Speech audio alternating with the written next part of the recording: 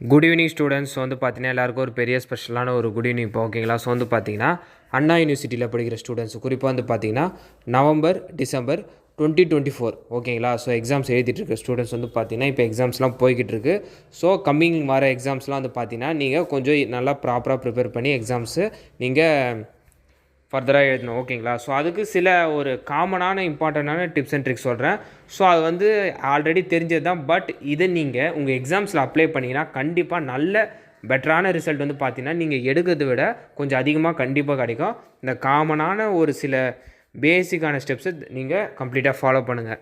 First வந்து பார்த்தீங்கன்னா preparation strategy ஓகேங்களா. ஸோ நீங்கள் ஒரு சப்ஜெக்ட் நீங்கள் ப்ரிப்பேர் பண்ணுறீங்கன்னா ஸோ அதில் வந்து பார்த்தீங்கன்னா ஒரு ஸ்ட்ராட்டஜி மாதிரி வச்சு ப்ரிப்பேர் பண்ணிங்கன்னா நீங்கள் எக்ஸாம்ஸ் எழுதும்போது கண்டிப்பாக உங்களுக்கு வந்து கன்ஃபியூஷன்ஸோ மறக்கிறது அந்த மாதிரி இருக்காது.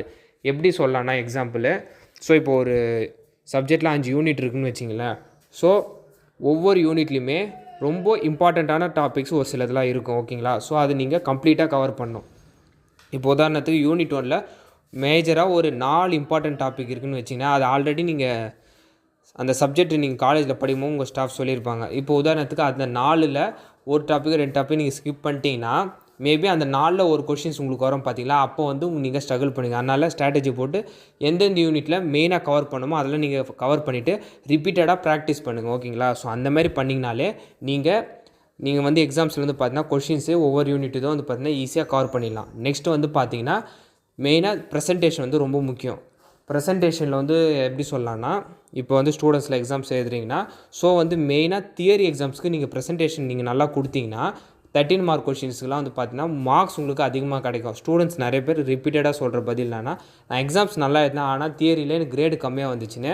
ஸோ இதை அவாய்ட் பண்ணோன்னா நீங்கள் ப்ரெசன்டேஷன் வந்து நீங்கள் நல்லா பண்ணியிருக்கோம். உதாரணத்துக்கு டயக்ராம்லாம் கொஞ்சம் நீட்டாக ரெப்ரசென்ட் பண்ணுறது, டைட்டில்லாம் போடுறது, ஸோ ஈக்குவேஷன்லாம் வந்து ஹைலைட் பண்ணுறது. ஸோ இந்த மாதிரி அதாவது உங்களுக்கு எது நல்லா தெரியுமோ அதை மட்டும் நீங்கள் ஹைலைட் பண்ணி எழுதுங்க. ஏன்னா உங்களுக்கு கன்ஃபியூஸாக இருக்க சில பாயிண்ட்ஸோ டயக்ராமோ இல்லை ஈக்குவேஷனோ நீங்கள் ஹைலைட் பண்ணி எழுதினா அதில் மிஸ்டேக் கண்டுபிடிச்சி மார்க் குறையும் ஓகேங்களா. ஸோ தெரிஞ்சதை ஹைலைட் பண்ணி எழுதுங்க. அடுத்து எது சொல்லலான்னு வந்து பார்த்தீங்கன்னா ஸோ ஓவர் ரைட்டிங் ஸ்க்ரிபிள் பண்ணி எழுதுது அதெல்லாம் வந்து பார்த்தீங்கன்னா மோஸ்ட் அவாய்ட் பண்ணிடுங்க ஓகேங்களா.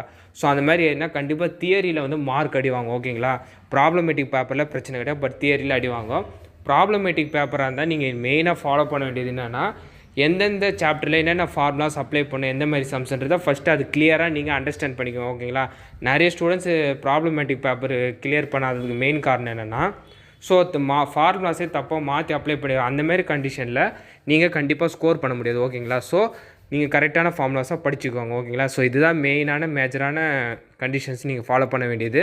ஸோ வந்து பார்த்தீங்கன்னா இதெல்லாம் நீங்கள் கண்டிப்பாக ஃபாலோ பண்ணினா ஒரு கிளாரிட்டியோடு நீங்கள் எக்ஸாம்ஸ் எழுதலாம் ஓகேங்களா. ஸோ மறக்காமல் இந்த அப்டேட்டை உங்கள் ஃப்ரெண்ட்ஸ் ஸ்டூடெண்ட்ஸ்க்கு ஷேர் பண்ணிடுங்க.